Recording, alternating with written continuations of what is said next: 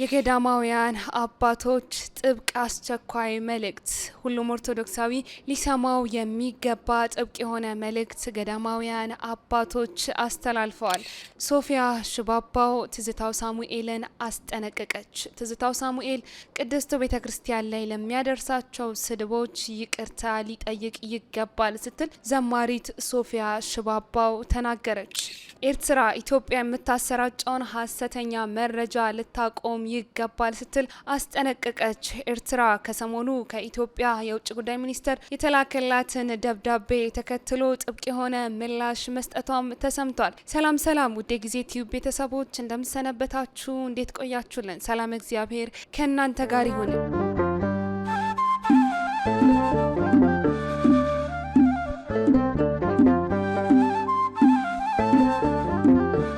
በዛሬው የመረጃ ሰዓታችን አዳዲስ መረጃዎችን ይዘን ተመልሰን መተናል። ቀዳሚ ያደረግንላችሁ መረጃችን እንግዲህ በደብረ ወገግ አሰቦት ገዳም የሚገኙ አባቶች መነኮሳት ያስተላለፉትን የድረሱልን ጥሪ ወይንም ደግሞ መልእክት የሚመለከት ይሆናል። ገዳማውያኑ አሰቃቂውን የመነኮሳት ግድያ እንዲሁም ደግሞ በአሁኑ ሰዓት እየደረሰባቸው የሚገኘውን ግፍና መከራ በተመለከተ አስቸኳይ የሆነ መልእክት ልከዋል። እንዲሁም ደግሞ ለሁሉም ኦርቶዶክሳዊ ለሁሉም ምእመን ለአባቶች ጭምር ይድረስልን ሲሉም ጥሪያቸውንም አስተላልፈዋል። እንደሚታወቀው እንግዲህ ከሰሞኑ ማለትም ጥር 30 ቀን በደብረ ወገግ አሰቦት ገዳም እጅግ ዘግናኝ የሆነ አሰቃቂ በሆነ ሁኔታ ባህታውያን አባቶች ወይም አንድ ባህታዊ መገደሉ የሚታወስ ነው። ይህንንም ተከትሎ እንግዲህ በደብረ ወገግ አሰቦት ገዳም የሚገኙ አባቶች መነኮሳት የድረሱልን ጥሪ እያሰሙ ይገኛሉ።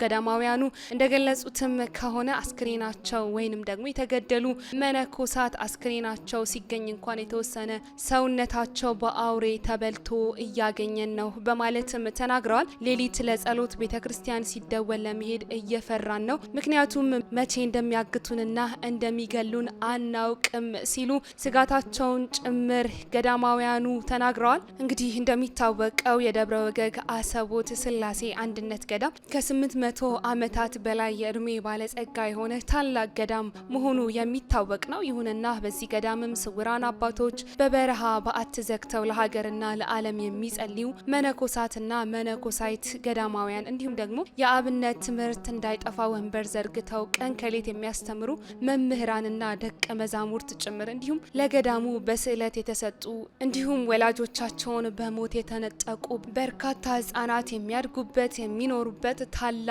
ገዳም መሆኑ ይታወቃል። ይሁንና ይህ ታላቅ ገዳም ቅድስት ቤተ ክርስቲያን ለገዳማት በሰጠችው ኃላፊነት መሰረትም የገዳም ስርዓት ተጠብቆ ከትውልድ ወደ ትውልድ እንዲሻገር ብሎም ደግሞ በአበው መነኮሳት ጸሎት የሀገርና ወገን ሰላም እንዲጠበቅ የራሳቸውን ጉልህ ሚና የሚወጡ በርካታ መነኮሳት ባህታውያን እንዲሁም ገዳማውያን አባቶች የሚገኙበት ታላቅ ገዳም መሆኑ ይታወቃል።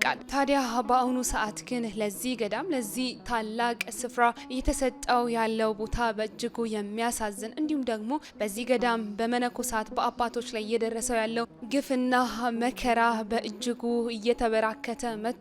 በዚህ ገዳም የሚገኙ መነኮሳት ድምጻቸው፣ መከራቸው እንዲሁም ደግሞ ግድያቸውና ጭፍጨፋቸው ጭምር ጆሮ ዳባ ልበስ ተብሎ እየታለፈም ይገኛል። ይህ አይነቱ መልካም ተግባር የማያስደስታቸው በአካባቢው የሚንቀሳቀሱ ህገወጥ ታጣቂዎች በእነዚህ ገዳማውያን መነኮሳት አባቶች ላይ በተደጋጋሚ ጥቃትንም እየፈጸሙባቸውም ይገኛል። ለዚህም አንዱ ማሳያ እንግዲህ ከ2000 ዓመተ ምህረት ጀምሮ በገዳሙ ላይ ሲፈጸም የነበረውና ተፈጽሞ ተከስቶ የተመለከትነው የእሳት ቃጠሎም ትልቅ ማሳያም ነው። ይህ ጉዳይም በእንዲህ እንዳለ እንግዲህ ከቅርብ ዓመታት ወዲህ የገዳማውያኑ መግቢያና መውጫ ሰዓት እየተጠበቀ መነኮሳትን ማገትና መገደል ጭምር እየተፈጸመባቸው እንደሚገኝም ገዳማውያኑ እየተናገሩ የገለጹ ይገኛሉ። በያዝነውም ዓመት ጥቅምት 13 ቀን የገዳሙ መነኮሳት እንዲሁም በገዳሙ አቅራቢያ የሚኖሩ ኦርቶዶክሳውያን ታግተው ተወስደው እንደነበረና ይህ መረጃ ይፋ እስከተደረገበት እስካሁኑ ሰዓት ድረስም እንግዲህ እነዚህ ሰዎች የት እንደደረሱ ማን እንደወሰዳቸው ጭምር ማወቅ እንዲሁም ደግሞ ስለነዚህ ሰዎች ምንም አይነት ፍንጭ ማግኘት እንዳልተቻለም ተነግሯል። በዚህም ያላበቃው የመነኮሳቱ ጥቃትና መከራ ዛሬም ድረስ ቀጥሎና መሳሪያ ጭምር ታጅቦ የደብረ ወገግ አሰቦት ስላሴ ገዳምን ከተቀላቀሉ 7 ዓመታትን እንዲሁም በዓት ከዘጉ ደግሞ ከ2 ዓመታት በላይ የሆናቸውን አባ ወልደ ሚካኤል የተባሉ አንድ ባታዊ መነኩሴ በጥር ወር መገባደጃ ላይ አምላካቸውን በጾምና በጸሎት የሚማጸኑበት በዚያም በዓታቸው ውስጥ በጥይት ተደብድበው መገደላቸውን ከገዳሙ የወጡ መረጃዎች ለማህበረ ቅዱሳን ቴሌቪዥን ይህ መረጃ ደርሷል። አስክሬናቸውም በሕክምና ተመርምሮ በጥይት መገደላቸው የተረጋገጠ ሲሆን በኋላም ስርዓተ ቀብራቸው በገዳሙ እንደተፈጸመም ከገዳሙ የወጣው የደረሰን መረጃም ያመለክታል። አባ ወልደ ሚካኤል በተገኙበት በዓት ውስጥም አስክሬናቸው ሲገኝ የተወሰነ አካላቸው በአውሬ ተበልቶ ተመልክተናል የሚሉ የገዳም መነኮሳትም በተፈጠረው ነገር በማዘን በአሁኑ ሰዓት በከፍተኛ ስጋት ውስጥ መሆናቸውን ጭምርም ተናግረዋል።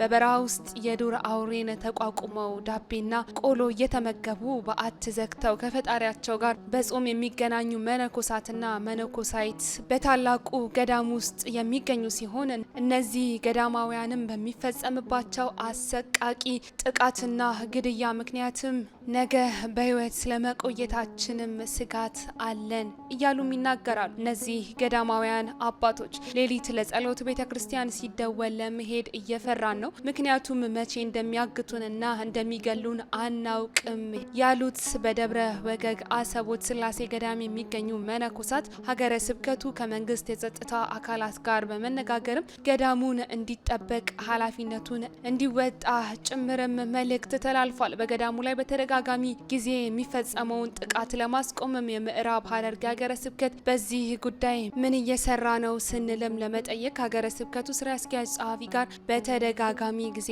በእጅ ስልካቸው ብንደውል እንዲሁም ደግሞ ልናገኛቸው ብንሞክርም ማግኘት አልቻለም ሲሉ የማህበረ ቅዱሳን ቴሌቪዥን ብሮድካስት ይህንንም መረጃ ይፋ አድርገዋል። እኛም በዚህ ጉዳይ ላይ የሚመለከታቸው አካላት አስቸኳይ እንዲሁም ደግሞ ፈጣን የሆነ ምላሽና መፍትሄም ሊሰጡ ይገባል እንላለን። የገዳማውያኑ ጥሪና ድምጻቸው ጩኸታቸው ሊሰማና መፍትሄ ሊያገኝም ይገባል እንላለን። ሌላኛው መረጃችን ደግሞ ዘማሪት ሶፊያ ሽባባው ለፓስተር ትዝታው ሳሙኤል የላከችውን ያስተላለፈችውን መልእክት የሚመለከት ይሆናል።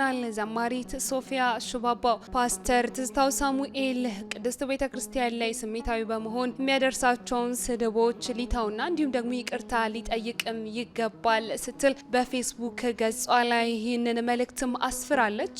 ዘማሪት ሶፊያ ሽባባው እንደተናገረችው እንደገለጸችውም ከሆነ ወንድሜ ፓስተር ትዝታው ሳሙኤል ስሜታዊ የሆነ ስለሚናገራቸው የስድብና የንቀት ንግግሮች በአደባባይ ይቅርታ ሊጠይቅ ይገባል። ይህንንም እንደሚያደርግ ትልቅ ተስፋ አለኝ ስትልም ተናግራለች። የክርስትናን የትህትና ምሳሌነትና በእነዚህ ሁሉ ዓመታት ወንጌላውያን በልዩነት የሚታወቁበትን ያለመሳደብና ሰዳቢንና ረጋሚን የመመረቅ ሕይወትን ጠብቆ እየተለማመደ በፍቅር እንደሚያገለግልም ተስፋ አደርጋለሁ ስትልም ዘማሪት ሶፊያ ሽባባው ይህንንም መልእክት አስፍራለች። ዘማሪት ሶፊያ እንደገለጸችውም ከሆነ በግል ልነግረው ሞክሬ የቅርብ ሰዎች ማንንም እንደማይሰማና እንዲሁም ደግሞ ይህንንም እንደማይቀበል ስነነገሩኝ ነው ይህንን መልእክት በአደባባይ ለመጻፍ የተገደድኩት። ነገር ግን ይህንን ጽሁፍ ይህንን መልእክት በአደባባይ መናገር ፈጽሞ የማምንበት ጉዳይ አልነበረም ስትልም የፓስተር ትዝታው ሳሙኤልን አስቸጋሪ ጸባይ ወይንም ደግሞ ሰዎችን እንደማይቀበልና እንደማይሰማ ጭምር ዘማሪት ሶፊያ ሽባባው ተናግራለች።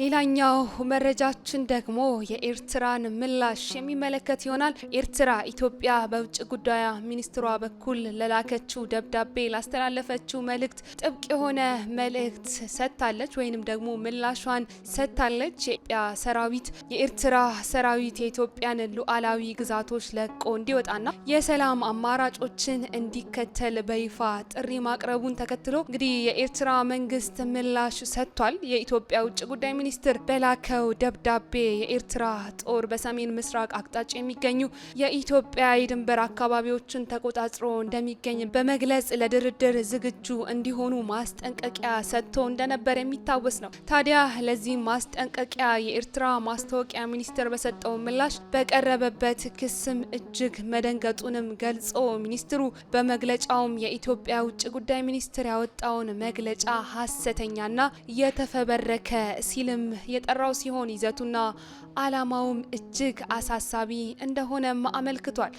ይህ ድርጊትም ላለፉት 2 ዓመታት በኤርትራ ላይ ሲካሄድ የቆየውን የጥላቻ ዘመቻ ቀጣይ አካል እንደሆነም በመግለጫውም ጠቅሰዋል። የኤርትራ መንግስት ምላሹን ሲያጠቃልል አሁን ያለውንም የሁለቱን ሀገራት ሁኔታ ይበልጥ ከማባባስ ጭቅጭቅ ውስጥ መግባት እንደማይፈልግም አስታውቋል። ሁኔታውንም ማባባስ አንፈልግም በሚል በ3 አንቀጾችም የተገደበ መግለጫም የሰጠው የኤርትራ ማስታወቂያ ሚኒስቴር ወደማይፈለግ የቃላት ምልልስ ውስጥ ከመግባት እንዲቆጠብም ለኢትዮጵያ መንግስት ማስጠንቀቂያውንም ጭምር ልኳል። ይህ ዲፕሎማሲያዊ ውጥረት የተከሰተውም በሁለቱ ሀገራት መካከል ያለው ግንኙነት በከፍተኛ ሁኔታ በሻከረበት በዚህ ወቅት መሆኑም እነዚህ ሁለት ሀገራት ማለትም ሀገራችን ኢትዮጵያና ኤርትራ ወደፊት ወይም በቀጣይ ጊዜያቶች ውስጥ ወዴት ሊያመሩ እንደሚችሉም ምናልባትም እነዚህ ሁለት ሀገራት ማለትም ሀገራችን ኢትዮጵያና ጎረቤት ሀገር ኤርትራ ከነዚህ የቃላት ጦርነት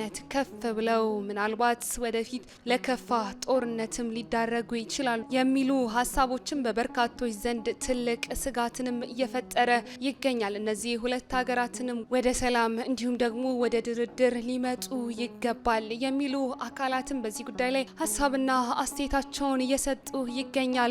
ውድ የጊዜ ቲዩብ ቤተሰቦቻችን ለዛሬ ያዝንላችሁ መረጃችን ይህንን ይመስል ነበር። በሌላ መረጃ እስክንገናኝ ድረስ ሰናይ ጊዜ ለእናንተ ተመኘ።